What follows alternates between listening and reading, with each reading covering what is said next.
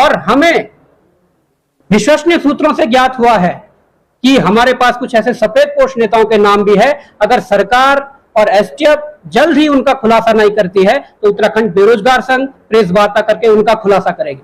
देखिए, एसटीएफ की जो कार्यप्रणाली है, उस कार्यप्रणाली का आज उत्तराखंड का बेरोजगार, उत्तराखंड के अभिभावक, समस्त उत्तराखंडी आज उस कार्यप्रणाली का कायल है।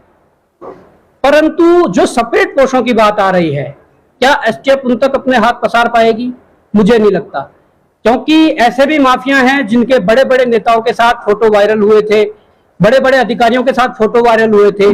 तो मुझे नहीं लगता है, और ये एसटीएफ को भी समझ जाना चाहिए कि एसटीएफ को जिस मोड़ पर भी ये लगे कि वास्तव में अब हमारे हाथ आगे नहीं पहुंच पाएंगे, तो खुद एसटीएफ को आगे आकर एक लेटर सरकार के लिए लिखना चाहिए कि ये जांच हमारे दायरे से बाहर जा रही है। इस पर हो सके तो उच्च न्यायालय या उच्चतम न्यायालय के सिटिंग जज के निगरानी में सीबीआई से इसकी जांच करवाई जाए। देखिए, घाटे का सौदा किसका क्या है, ये अपने निजी स्वार्थ से हटकर अगर कोई बात करना चाहेगा। देवभूमि की यदि बात करें तो गैंग तो चल रहे हैं, 34 लोग गिरफ्तार हो गए हैं।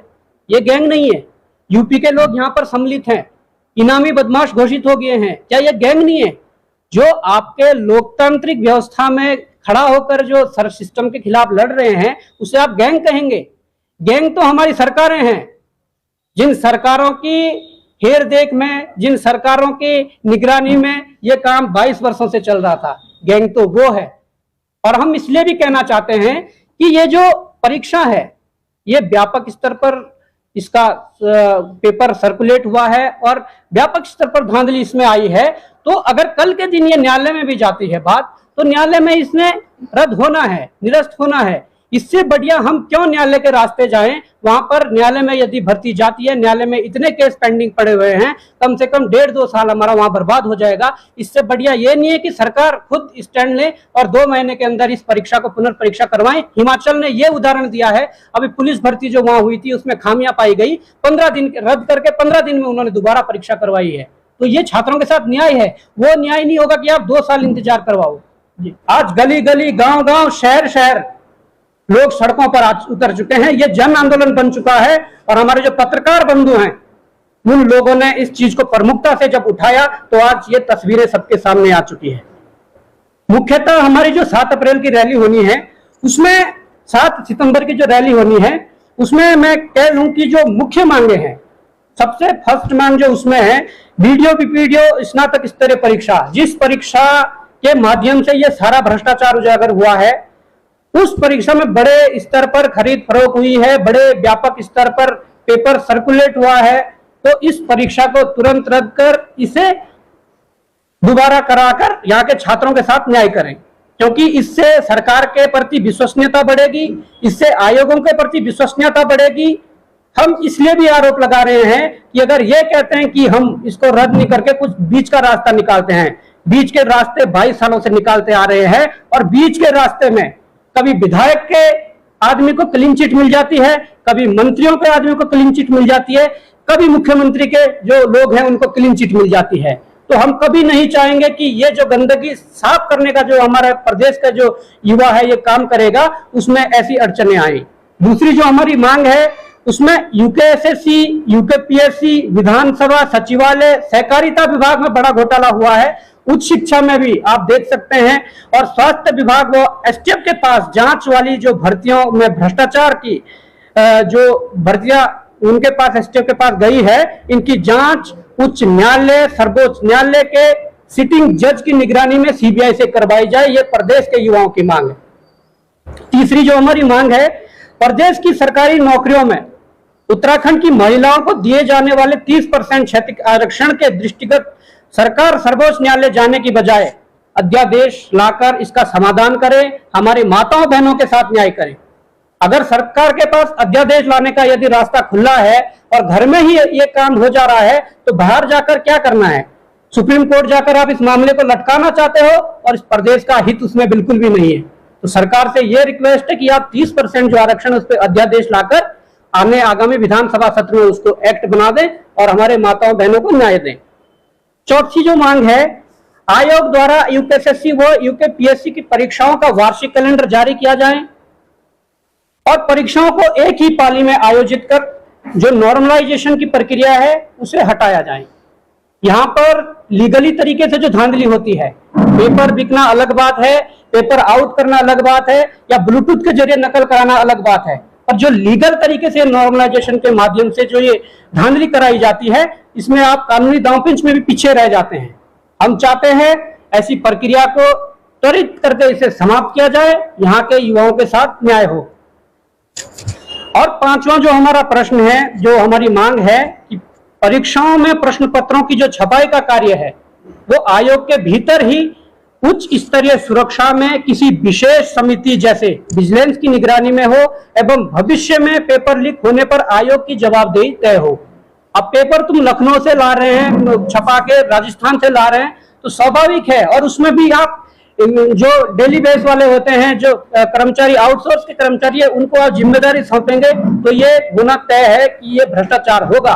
आयोग के अंदर ही ऐसा सिस्टम सेटअप किया जाए और उनके ऊपर एक विशेष समिति जैसे विजिलेंस वगैरह वो निगरानी रखें, और जो अगर ऐसी घटनाएं होती है तो उसमें आयोग ही जवाबदेही तय होगी। छठा जो पॉइंट है, विवादित परीक्षाओं की जांच कर अनियमितताएं पाए जाने वाली भर्ती परीक्षाओं पर तत्काल कठोर कार्रवाई हो एवं निर्विवादित परीक्षाओं की अग्रिम कार्रवाई यथाशीघ्र आरंभ की जाए। जो परीक्षाएं जांच में हैं उनकी जांच हो, और जो जांच में जिसमें निकलता है कि हाँ गड़बड़ी हुई है उस पर कार्रवाई हो। अन्यथा यदि कोई परीक्षा ऐसी दिखती है कि जिस पर कुछ नहीं हुआ है, बेवजह उसे लटकाया ना जाए, उसे उसकी आगे की कार्रवाई की जाए, उसमें नियुक्तियां दी जाए, उसमें डॉक्यूमेंट वेरिफिकेशन की जाए, जिससे हमारे जो युवा बेरोजगार है उनको इसमें सहूलियत हो सके, वो किसी विभाग में कार्यरत हो सके। सातवीं जो मांग है, सख्त नकल रोधी कानून का ड्राफ्ट यथाशीघ्र एक निश्चित अंतराल में तैयार करवाकर लागू करने से पूर्व युवाओं के समक्ष भी प्रस्तुत किया जाए। लोकतंत्र में यही खूबी है, लोकतंत्र में यही लोकतंत्र की मजबूती है। सरकार यदि कानून रोधी, ये नकल रोधी जो कानून ला रही है, इसको एक बार ड्राफ्ट तैयार करके आप जनता के बीच रखिए कि हम इस तरीके से रख रहे हैं। ये कानून राजस्थान में लागू हो रखा है और आप उसके तर्ज पर उत्तराखंड में ये नकल रोधी कानून लागू करें। आठवीं जो हमारी मांग है, सभी बैकडोर जो चोर दरवाजे से होने वाली भर्तियों को पूर्ण रूप से रोक लगाई जाए एवं किसी विभाग में अस्थायी पदों पर होने वाली नियुक्तियों को भी पारदर्शी व्यवस्था लिखित परीक्षा के माध्यम से संपन्न करवाने हेतु प्रणाली विकसित की जाए। देखिए क्या होता है कि नेता मंत्री जो आजकल चल रहा है, किसी ने एक लेटर लिख दिया कि मुझे गुप्त सूत्रों से पता लगा कि वहां पर सीट खाली है, ये चल रहा है और ये सब आपके सामने वायरल हो रहा है, और मुझे वहां पर नियुक्ति, और विधानसभा अध्यक्ष तुरंत मोहर लगाकर कह रहे हैं कि इन्हें रक्षक के पद पर नियुक्ति दी जाए। तो ये नहीं है कि इसमें कोई सीधी भर्ती के माध्यम से नहीं हो रहा, ये अपनों को वही है कि अंधा बांटे रेवड़ी और अपनों को दो, ये वही सीन है। ये बैकडोर एंट्री पूर्णतः बंद होनी चाहिए। योग्य जो हमारे व्यक्ति हैं, योग्य हमारे बेरोजगार है, योग्य हमारे उम्मीदवार है, उनको इस प्रकार की नौकरियों में जाना है, और विभागों में अगर योग्य व्यक्ति बैठेंगे तो हमारा उत्तराखंड, हमारी देवभूमि जरूर प्रगति करेगा।